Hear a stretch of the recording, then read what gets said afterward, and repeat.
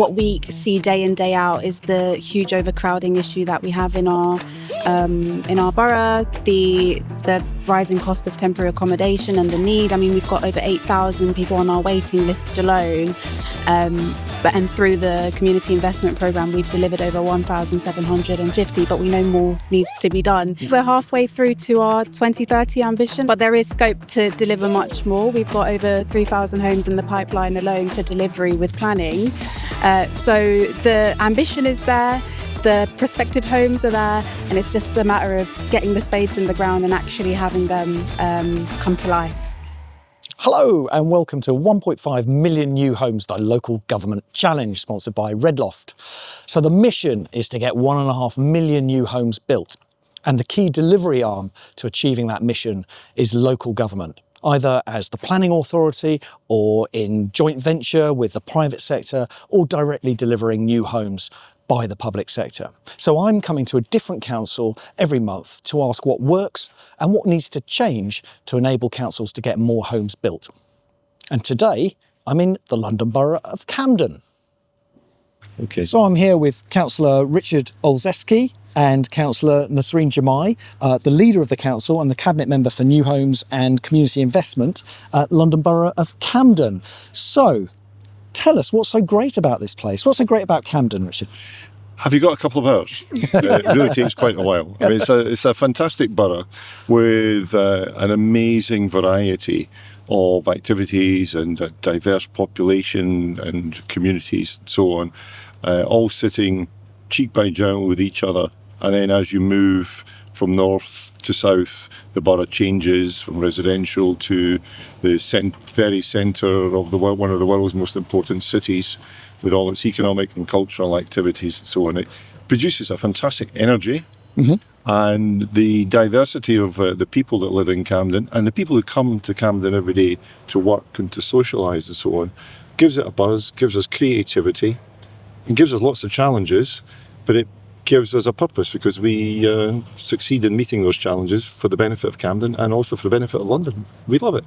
Fantastic, Richard, thanks. Nasrine, what are the economic drivers here? What's pumping the economy in Camden? If I might just add Yes, something, sure. Toby. I think there's one thing that we're quite known for in Camden, and that's our rebellious spirit.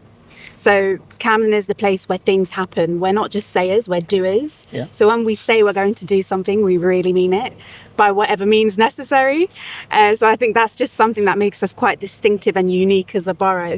Everyone knows Camden's the place to be because there's just so much going on. I mean, I often say that out of the 32 boroughs, we're one of the smallest, and it almost feels like Camden in itself is a whole world because you've got Hampstead and Highgate, which in itself is its own conservation area. You've got Camden Lock, where there's so much happening. Then, of course, you've got places like Euston, where there's just so much prosperity and opportunity waiting to be unlocked. In terms of the economic drivers, we've got a buzzing and thriving nightlife economy. We've got our Knowledge Quarter, which is made up of academic institutions, places like Google, Facebook.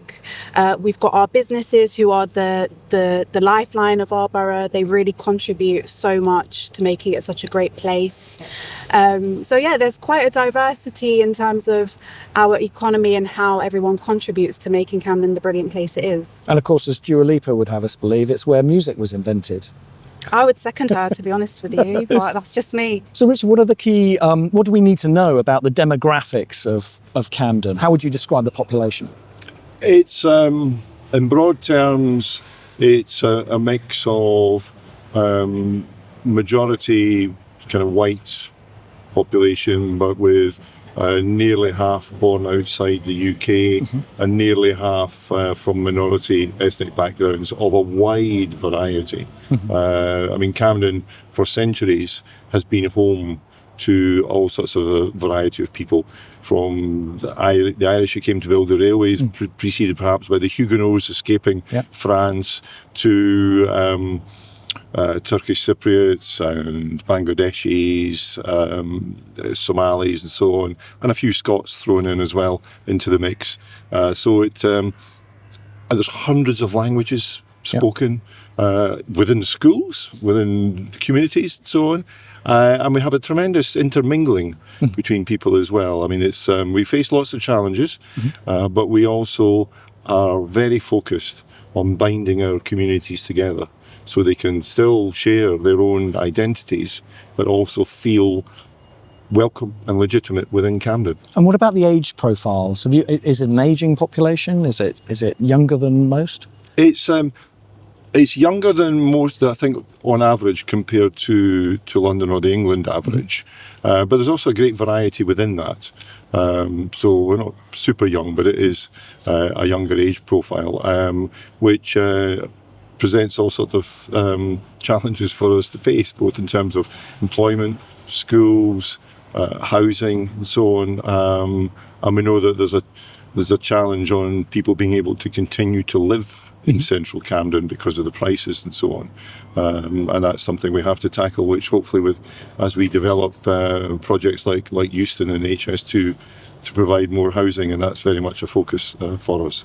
Well, let's dig into that a bit. Nasrine, how does it play into housing need? I think the key thing that if you ask any councillor, whether it be a cabinet member, the leader, what we see day in, day out is the huge overcrowding issue that we have in our borough, the rising cost of temporary accommodation and the need. I mean, we've got over 8,000 people on our waiting list alone.